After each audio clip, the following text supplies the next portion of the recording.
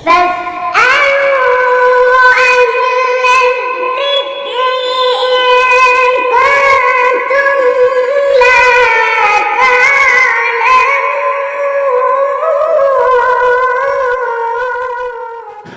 اللہ الرحمن الرحیم حامداً و مصلیاً اما بعد.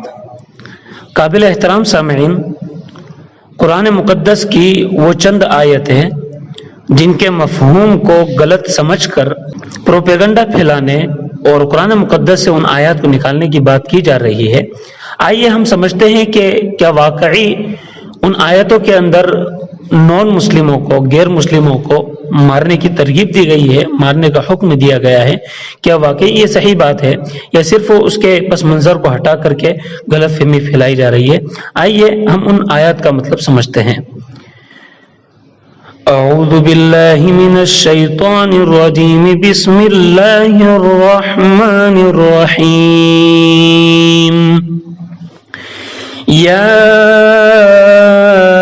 أيها النبي حرض المؤمنين على القتال إن يكن منكم 20 صابرون يغلبوا 200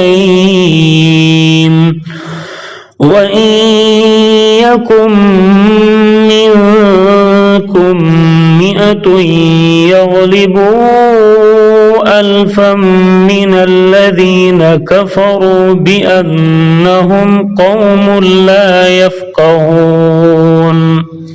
یہ سورۃ الانفال کی آیت نمبر 65 ہے. اس کا ترجمہ یہ ہے کہ اے پیغمبر، آپ مومنین کو جہاد کی ترغیب دیجئے. اگر تم میں کے 20 آدمی ثابت قدم رہنے والے ہوں گے وہ 200 پر غالب آ جائیں گے، اور اگر تم میں کے 100 آدمی ہوں گے تو 1000 کفار پر غالب آ جائیں گے، اس وجہ سے کہ وہ ایسے لوگ ہیں جو دین کو کچھ نہیں سمجھتے. اس آیت کو بطور اعتراض پیش کرنے والوں کو یہ تو یاد رہا کہ اس میں ایمان والوں کو جہاد کی ترغیب دی گئی، لیکن یہ بھول گئے کہ کن حالات میں یہ حکم نازل ہوا. آئیے ہم اس آیت کا پس منظر سمجھتے ہیں. اصل میں یہ آیت رسول اللہ صلی اللہ علیہ وسلم پر غزوہ بدر کے بعد نازل ہوئی، بلکہ یہ پوری صورت ہی زیادہ تر غزوہ بدر کے واقعات اور اس واقعے سے متعلق شرعی احکام پر مشتمل ہے.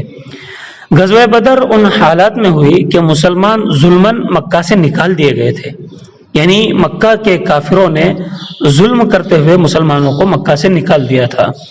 بہت سے ہجرت کرنے والے مسلمانوں کے قریب ترین اعزا کو جبرن زبردستی مکہ میں روک لیا گیا تھا. اہل مکہ کے مقابلے میں مسلمان تعداد میں کم تھے. اسلحہ اور دوسرے وسائل کے اعتبار سے بھی مکہ کے حملہ آوروں کا پلہ بھاری تھا.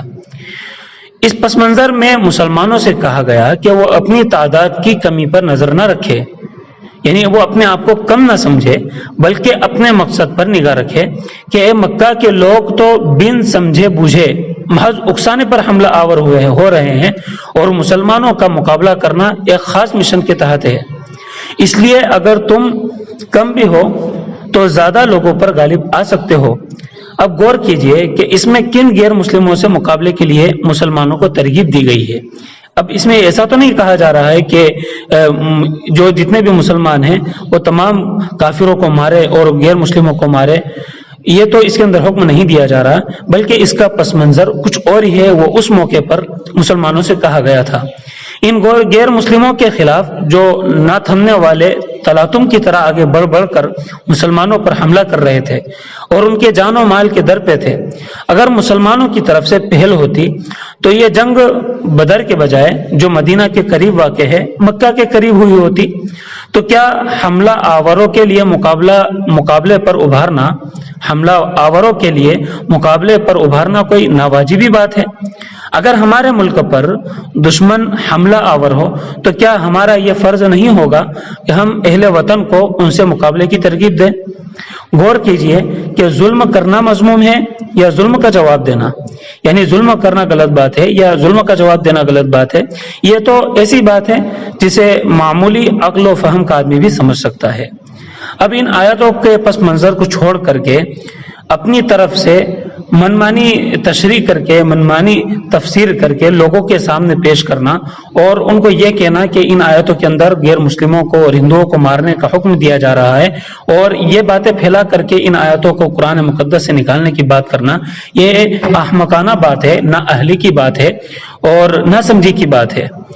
اللہ تعالی ہم سب کو قرآن مقدس کو صحیح سمجھ کر اور اس پر عمل کرنے کی توفیق نصیب فرمائے۔ وآخر دعوانا ان الحمد للہ رب العالمین۔